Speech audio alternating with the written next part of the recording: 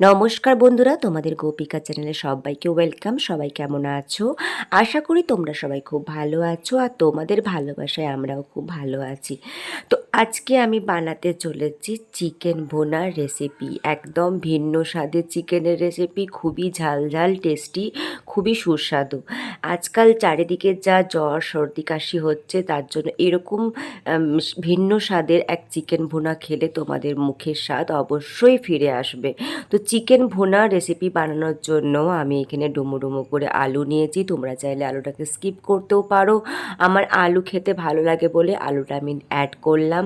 আর আমি রান্নাটা করছি সর্ষের তেল দিয়ে, কড়াইয়ে সর্ষের তেল দিয়ে নিয়েছি। সর্ষের তেলটা গরম হয়ে যাবার পর ডুমো ডুমো করে কেটে রাখা আলুগুলো দিয়ে একটু ভেজে নেব। আলুগুলো ভাজার সময় অল্প পরিমাণে লবণ আর হলুদ মিশিয়ে নেব। লবণ আর হলুদ মেশালে আলুটা অল্প একটু সেদ্ধ হয়ে যাবে আর কালারটাও দেখতে ভালো লাগে।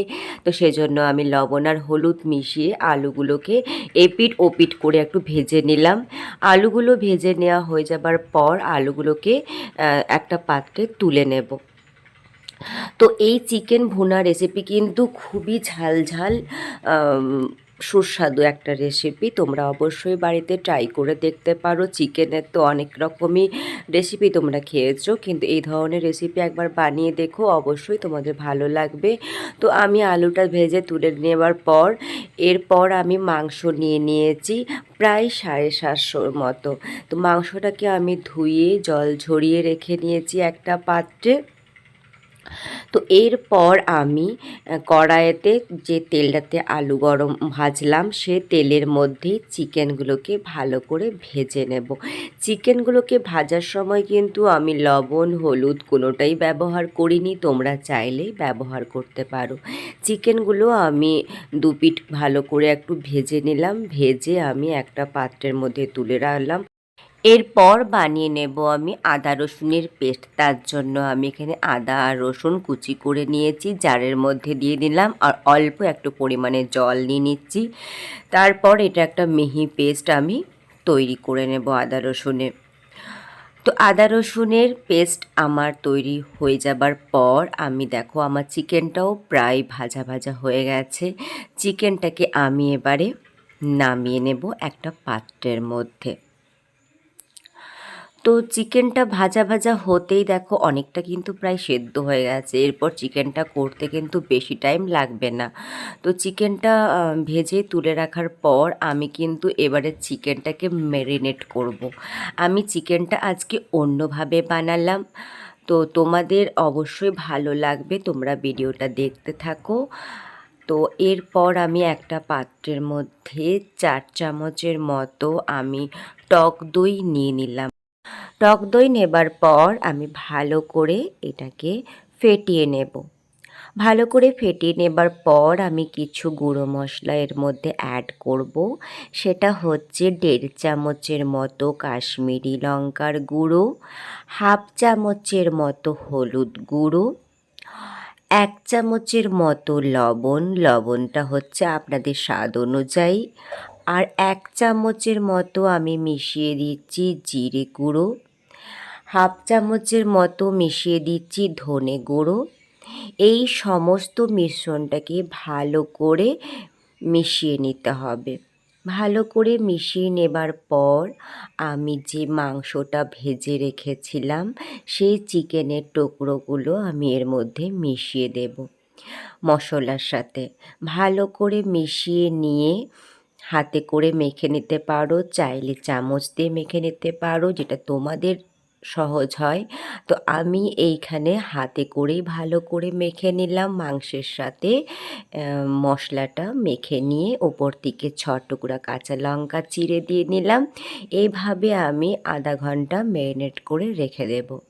এরপর আমি যে গ্রেভিটা বানাবো তার জন্য পেঁয়াজ কুচি নিয়েছি, কাঁচা লঙ্কা চিড়ে নিয়েছি, টমেটো পেস্ট বানিয়ে নিয়েছি, আর আদা রসুনের পেস্ট নিয়েছি, আর কিছু গরম মশলা নিয়েছি। আমি গরম মশলার মধ্যে কিন্তু আমি আজকে দারচিনি, লবঙ্গ আর হচ্ছে এলাচ আর একটা তেজপাতা। আমি এলাচটা কিন্তু আজকে বড় এলাচ ব্যবহার করেছি, ছোট এলাচটা ব্যবহার করিনি, একটাই বড় এলাচ ব্যবহার করেছি।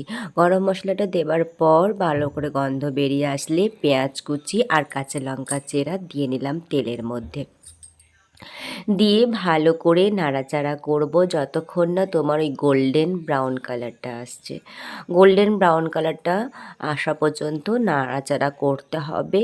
নাড়াচাড়া করার পর যখন দেখবে তেল বেরিয়ে এসছে, বেশ কালারটাও পেঁয়াজের চেঞ্জ হয়ে গেছে, এরপর আমি মিশিয়ে দেব আদা রসুনের যে পেস্টটা বানিয়েছিলাম, সে পেস্টটা এর মধ্যে মিশিয়ে দিলাম। আদা রসুনের পেস্টটা দেবার পরও ভালো করে আবার নাড়াচাড়া করতে হবে। ভালো করে না কষালে আদা রসুনের গন্ধ বেরোবে। আদা রসুন যে বাটিটার মধ্যে ছিল সে বাটিটা থেকে ধুয়েও আমি জল দিয়ে ভালো করে নাড়াচাড়া করে নিলাম। এখন আবার আমি হাফ চামচ হলুদ গুঁড়ো মিশালাম, আগেও মিশিয়েছিলাম হাফ চামচ যখন মেরিনেট করে রেখেছিলাম মাংসটা, এখন আবার হাফ চামচ, টোটাল আমি 1 চামচ এখানে হলুদ ব্যবহার করলাম। এইটা মশলাটা ভালো করে ভাজা হবার পর আমি টমেটো যেটা পেস্ট বানিয়ে রেখেছিলাম সেই টমেটোর পেস্টটা এর মধ্যে দিয়ে দিলাম। টমেটোর পেস্ট কিন্তু বেশি দেওয়ার দরকার নেই, কারণ যেহেতু টক দই ব্যবহার করা হয়েছে। তো ভালো করে টমেটোর পেস্টটা দেওয়ার পর আবার ভালো করে মশলাটা কষিয়ে নিতে হবে, নাহলে টমেটোর একটা কাঁচা গন্ধ বেরোবে। তো দেখো আমার ভালো করে কষানো হয়ে গেছে, তেল বেরিয়ে এসছে। আমি যে আলুগুলো ভেজে রেখেছিলাম সেই আলুগুলো এর মধ্যে দিয়ে একটু ভালো করে কষিয়ে নেব, কারণ আলু কিন্তু একটু সেদ্ধ হতে টাইম লাগে। যেহেতু আমি আলুটা ভেজেছিলাম কিন্তু তাতেও আলুটা সেদ্ধ হতে একটু টাইম লাগে। চিকেন তো তাতে হয়েই যায়, চিকেনটা অনেকটা হয়েই গেছে, তো সেজন্য আগে আলুটা দিলাম। আলুটা দিয়ে জল দিয়ে ভালো করে কষিয়ে নিলাম, পুরো গ্রেভি গ্রেভি। দেখো কি দারুণ কালার বেরিয়েছে, আর গন্ধটাও কিন্তু গোটা গরম মশলা দেওয়ার জন্য খুব সুন্দর গন্ধও বেরিয়েছে। আলুটা দেখো আমার এখানে 50% মতো সেদ্ধ হয়ে গেছে। এরপর আমি যে চিকেনটা ম্যারিনেট করে রেখেছিলাম সে চিকেনটা এর মধ্যে মিশিয়ে নেব। প্রায় 15 মিনিটের মতো আমি ভালো করে কষিয়ে নেব। আর গ্যাসের ফ্লেমটা কিন্তু একদম লোতে থাকবে। লো আঁচে এই রান্নাটা হবে। লো আঁচে রান্না হলে কিন্তু টেস্টটা আরও বেশি বেড়ে যায়। আর আমি কিন্তু একবারের জন্য হাই করিনি, একদম লো আঁচে আমি রান্নাটা করেছি। আর যখন কষাচ্ছিলাম অল্প অল্প করে আমি কিন্তু গরম জল দিয়েছি, অল্প অল্প করে গরম জল দিয়েছি আর নেড়ে গেছি, কিন্তু বেশি জল ব্যবহার করিনি। আর তেজপাতা যেটা ছিল সে তেজপাতাটা আমি ফেলে দিলাম। তেজপাতাটা খাবারে যখন পরিবেশন করব তখন একদমই ভালো লাগে না, পাতে পড়লে আমার হাজব্যান্ড খুব বিরক্ত হয়, তো সেজন্য তেজপাতাটা ফেলে দিলাম। আমার দেখো চিকেন ভুনা একবারে রেডি হয়ে গেছে। গন্ধটা খুব সুন্দর বেরিয়েছে, কালারটা তো খুব ভালো বেরিয়েছে, আর মাংসের থেকে তেল বেরিয়ে এসছে। আমি বারবার করে জল দিয়ে দিয়ে নাড়তে থাকলাম। আর এটা তো ঝোল ঝোল হবে না, যেহেতু চিকেন ভুনা, তো একদমই ড্রাই ড্রাই হবে।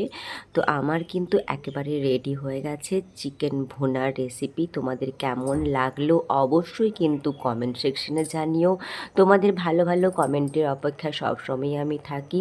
অল্প একটু চিনি মিশিয়ে দিলাম, কারণ হচ্ছে টক দই আর টমেটো মিশিয়েছি বলে ব্যালেন্সটা বজায় রাখার জন্য অল্প একটু চিনি মিশিয়ে নিয়েছি। আর নতুন বন্ধুরা কিন্তু আমার চ্যানেলটাকে সাবস্ক্রাইব করতে ভুলো না। ভালো লাগলে লাইক কমেন্ট শেয়ার অবশ্যই তোমরা করবে। সবাই খুব ভালো থেকো, সুস্থ থেকো, আর অবশ্যই চিকেন ভুনা একদিন বাড়িতে ট্রাই করে দেখো। তোমাদের চিকেন ভুনা রেসিপিটা আজকে আমি গরম গরম চালের রুটির সাথে রাত্রে ডিনারে খেয়েছি। তোমরা অবশ্যই ট্রাই করে দেখো, তোমাদের ভালো লাগবে। ভাতের সাথেও খেতে পারবে, লুচির সাথে, পরোটার সাথেও, সমস্যার সাথে খেতে পারবে।